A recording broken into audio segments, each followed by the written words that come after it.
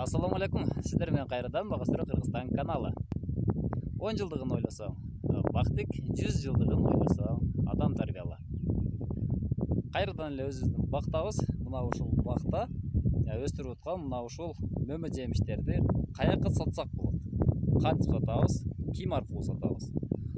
Бакты өстүрүп эле даяр продукцияны чыгарып эле тим болбостон, муну сатыш керек. Эң биринчи бакылардан мурда сиз мына ушуга көңүл буруңуз.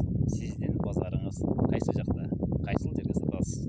Бул эң биринчи чечилип турган маселе.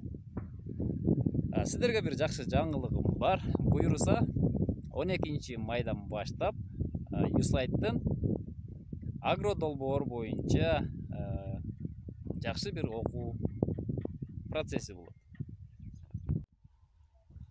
Айыл чарба тармагында бизнес ачууну каалайсызбы?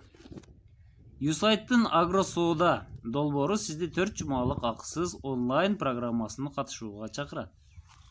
Идеяны айыл чарба тармагындагы туруктуу бизнеске айлантуу үчүн алгачкы кадамдарды жасоону үйрөнөсүз.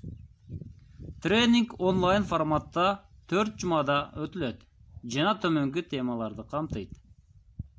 Рынокто өз ордуңузду кантип табууга болот? Өндүргөн товарыңызды же кызматыңызды кантип жарнамалоого болот? Каржы планын кантип түзүү керек? Өнүмүңүздү ишкер өнөктөштөргө, инвесторлорго кантип көрсөтсө болот? Мына ушул темада адистер сиздерге сабак өтүшөт. Сиз бул онлайн сабактан кийин эмнени, каякка, кантип сатуу жөнүндө билимге ээ болосуз. Төмөндөгү номерлерге кайрылып катталсаңыз болот. Акыркы арызды кабыл алуу 12 майда бүтөт. Ошого чейин жетишип калыңыздар.